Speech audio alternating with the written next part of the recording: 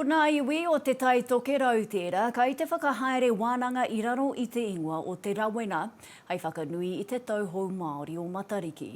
Ko Rawenga, te kupu i te tai toke rau o te whakanui. Nā, ko pūana ke te aronga o taua wānanga kaua ko Matariki.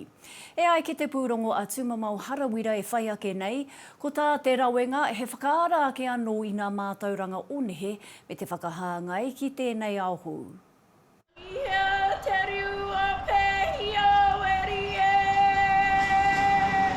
Anō te pai me te āhua reka o tā te iwi noho ki te whakanui i tēnei te tīmatanga o te tau. Kia whakarawe rawa, kia whakanui ai ngā hua, kua pahure ake nei, me whaiwhai haere ai ngā hua kai mui te aroaro. He kaupapa nui tēnei ko Matariki, e ara he hararei noiho, engari he kaupapa rangatira, mō te motu, mō te iwi katoa. Ko tā Te Rawenga he whakahōnore i te mātahi o te tau Māori, e ai ki tā te tai toke rau titiro. Me ki ko te tūhura, ko te hauhake, i ngā tikanga e pāna kia puanga me Matariki.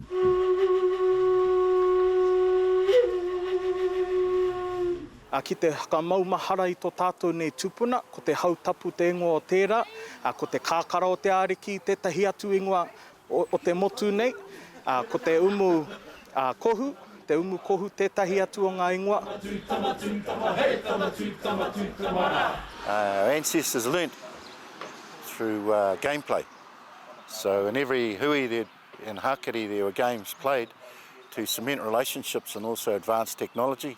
So I think it's undervalued at the moment, and I think if we can dig a little bit deeper, I think it will really enhance our education system. Ko me Keila mō tētahi o ngā tauira i hara mai i tāmaki makaurau ki tēnei wānanga. Hei tāna he matekai nōna ki te mātauranga i hara mai ai ia ki te Nōta. I guess with wānanga you have to stay fluid, as it can go all night or it can finish off early, but you could really feel the power in the room and everyone was just interacting. Engari te hea kai o te hehea o te reanga hau ki te whai mātauranga, he miharo. Nā, ka puta tonu te miharo me Te Rawenga o enei wānanga tainua atu ki te aranga mai o puanga o Matariki. Tumamau Harawira, Te Ao Mārama.